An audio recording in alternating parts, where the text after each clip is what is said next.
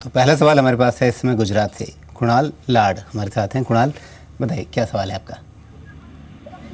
मेरे पास अभी जी स्टॉक है इसके एसबीआई के और ओरिएंट सीमेंट के स्टॉक है। जी, आपने ओरिएंट सीमेंट के बारे में बताया है, वहाँ पर अभी आपको नुकसान हो रहा है। ये आपने खरीदारी कितने समय के लिहाज से की है? 166 पे किया था खरीदी और 1 साल के लिए किया था। जी, ओरिएंट सीमेंट में आप कब तक रुकना चाहते हैं? 1 साल तक। 1 साल तक। प्रदीप जी, यहाँ ओरिएंट सीमेंट के चार्ट को अगर हम देखें पिछले साल भर से, तो ऊपर की ओर ये कहाँ रुक रहा था? ये तो बहुत साफ है कि 190 के आसपास जाकर के ये रुक जा रहा था, लेकिन जब इसने गिरना शुरू किया तो हाल में इसने काफ़ी नीचे के स्तर भी देखे हैं और 128 के आसपास तक ये गया है। लेकिन उसके बाद बाज़ार की जो अभी पिछले 3 दिनों की चाल है उसमें बहुत ज़्यादा पार्टिसिपेशन इसका नज़र नहीं आ रहा है। क्या करना चाहिए इसमें? बात आपकी सही है राजीव जी, और यहाँ पे आप देखिए कुछ चार्टों की अवस्था जरूर सुधर रही है, लेकिन इसमें एक विशेष आप बात देखिएगा कि नवंबर महीने में इस स्टॉक का अगर आप डेली चार्ट देखते हो तो हर दिन इस स्टॉक ने 165 और 170 का एक टॉप बनाने की चेष्टा जरूर करी है और वहाँ से बार बार ये नीचे आ रहा था। पूरे नवंबर महीने में अगर आप दिन गिनोगे तो मैं समझता हूँ 22 ट्रेडिंग डेज में शायद 18-20 दिन तो इस स्टॉक ने 165 और 170 का टॉप बनाया। वो क्लियर कट एक पिक्चर दिख रही है कि वहां पे बहुत अच्छा डिस्ट्रीब्यूशन हो रहा था। उसके बाद स्टॉक गिरा है। अब इस स्टॉक ने एक ऊपर की तरफ उछाल ली है, लेकिन इनको यहाँ पे अभी भी वेट करना पड़ेगा। मेरे हिसाब से जब तक ये स्टॉक 150 के ऊपर नहीं निकलता है तब तक इसमें कोई नई तेजी नहीं बनेगी। हाँ, 150 के ऊपर शायद इनके 160 और 65 के बीच में भाव आ जाएंगे। आपको यही सलाह दूंगा, देखिए सीमेंट सेक्टर में ही आपको रहना है। 1 साल का आपका नजरिया है तो यहाँ से आपके भाव के आसपास या 2-4-5% का नुकसान भी आपको होता हो तो यहाँ से निकल जाइए। सीमेंट सेक्टर की और बहुत अच्छी अच्छी कंपनियां हैं जो अपने टॉप से बहुत नीचे के प्राइस पे मिल रही है और थोड़ा भी बाजार में सेक्टर परफॉर्म करेगा तो वो स्टॉक बहुत अच्छे परफॉर्म करेंगे। तो अगर आप स्विच ओवर कर सकेंगे तो स्विच ओवर कर लीजिएगा। जी, अब वडोदरा से हमारे साथ जुड़े हैं प्रीतेश जायसवाल। प्रीतेश, बताइए आपके पास कौन सा शेयर है? सर मेरे पास गुड इवनिंग सर। जी गुड इवनिंग, पूछिए। पीडीलाइट इंडस्ट्रीज का 100 शेयर है जी 584 के हिसाब से। जी, मैं 1 मंथ के लिए उसको रखना चाहता हूँ, तो आगे अभी बेचना चाहिए कि अभी वेट करना चाहिए? जी, 1 महीने के लिए तो एक तरह से छोटे अवधि का ट्रेड ही इन्होंने लिया है।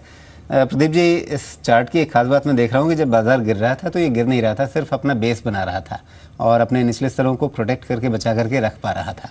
अब बाजार में चाल आने से पहले ही इसने एक चाल शुरू कर दी थी, इसमें तेज़ी बाजार से पहले आ गई। अब यहाँ पर इन स्तरों पर क्या करना चाहिए? हमारे जो निवेशक हैं वो बहुत ज़्यादा समय इंतजार नहीं करना चाहते। 1 महीने के लिए इन्होंने शॉर्ट टर्म ट्रेड ही लिया है, फिलहाल थोड़े से फ़ायदे में है। देखिए, एक बहुत अच्छी टेक्निकल बात इस चार्ट के अंदर दिखलाई दे रही है, वो मैं इनको बता देता हूँ। 2 स्ट्रेटेजी इनके पास है। जब तक ये स्टॉक ऊपर चल रहा है इसको चलने दीजिए। मेरे हिसाब से 640-635 के आसपास जो एक सेटअप इसमें बना था वहाँ से इस स्टॉक को गिरना ही था और ये स्टॉक वहाँ से गिरा है।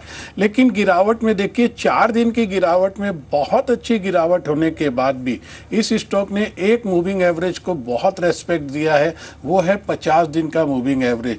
कई बार टेक्निकल्स में इस मूविंग एवरेज को अगर कोई स्टॉक रेस्पेक्ट देता है तो वो एक बहुत अच्छा सपोर्ट बन जाता है। तो आपके पास 2 ही विकल्प है। यहाँ पर जो 50 दिन का मूविंग एवरेज आ रहा है वो करीब करीब 580 के आसपास आ रहा है। उसका एक स्टॉप लॉस लगा करके आप इसमें बने रह सकते हैं। उसके नीचे जाता है तो आप स्टॉक से निकल जाइए। फिर ये महीने भर की आप इसके अंदर में अवधि को मत डिसाइड कीजिए।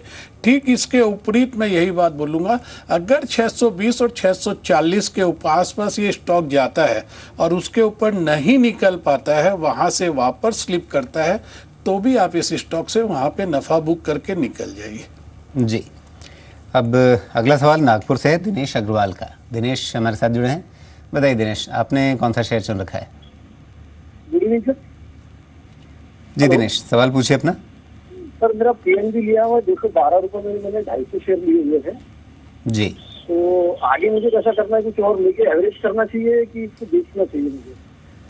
जी बिल्कुल, क्योंकि नुकसान तो बहुत ज़्यादा हो चुका है आपका। और हाल में ये 70 तक भी, 70 के थोड़ा नीचे भी चला गया था। प्रदीप जी, यहाँ पे नज़र है कि अगर कहानी बदल रही है तो क्या नीचे थोड़ा ख़रीद करके एवरेज प्राइस कम करें, अपना कॉस्ट कम करें?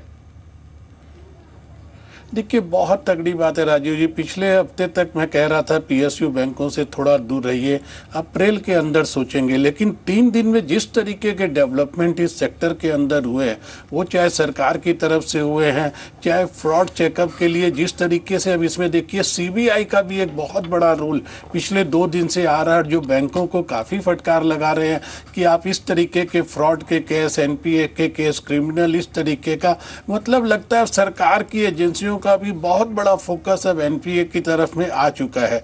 तो अभी आपको यही सलाह दूंगा, इतने नीचे में जब दिन फिरने की बातें हो रही है तो आप यहाँ पे इसका अब लॉस बुक मत कीजिए। ये सब सिचुएशन होती तो मैं जरूर कहता आप निकल जाइए, यहाँ पे आप इससे अब निकलने की हड़बड़ी मत कीजिए, वेट कीजिए।